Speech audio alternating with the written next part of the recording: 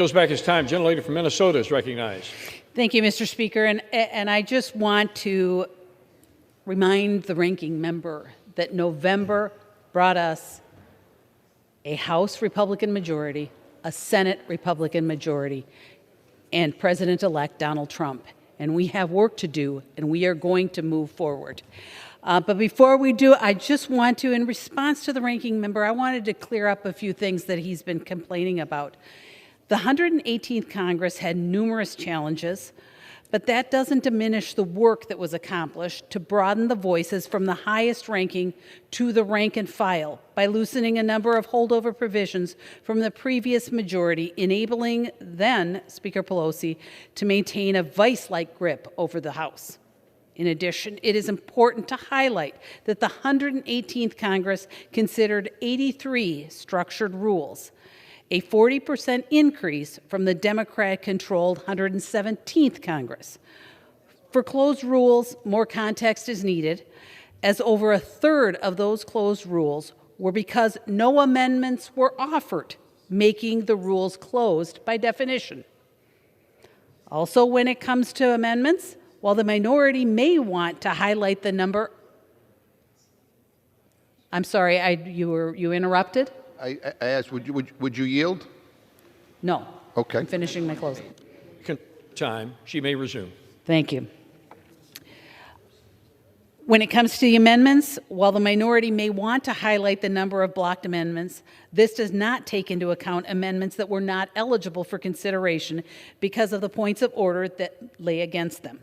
And it is important to highlight that over 3,000 amendments that were made in order in the 118th Congress, over 1,000 of which were bipartisan or minority-led amendments. But we are really here to move forward. And I want to again congratulate Speaker Johnson, and I am excited to get to work and deliver results for the American people. That is why I support this rules package. This package includes 12 rules that set the tone for House Republicans to hit the ground running and deliver on our commitment to the American people. These bills will help secure our borders, protect our communities, counter China's influence, and restore sanity in the federal government. Part of this package includes a bill that prevents federal funding from going to illegal aliens in sanctuary jurisdictions. An overwhelming number of voters chose to support President Trump's plan to remove certain illegal aliens from our country, states, and cities that choose to ignore the will of the people and violate federal law should not receive federal funding. I am particularly eager to vote for a bill that protects newborns. It requires healthcare practitioners to exercise the proper degree of care for an infant who survives an attempted abortion. I am not sure how anyone could oppose this legislation. It requires treatment for infants who are born alive.